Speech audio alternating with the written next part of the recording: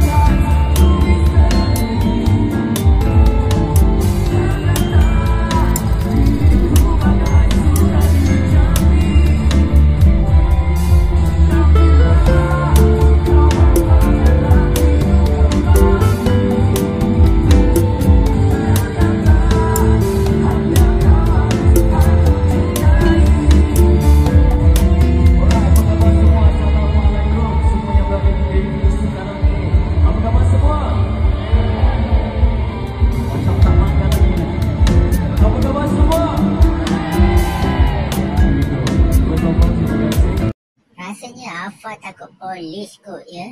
Sebab tu lah Alfa duduk diam je. Atau Alfa suka dengan Uncle Husaini nyanyi tu.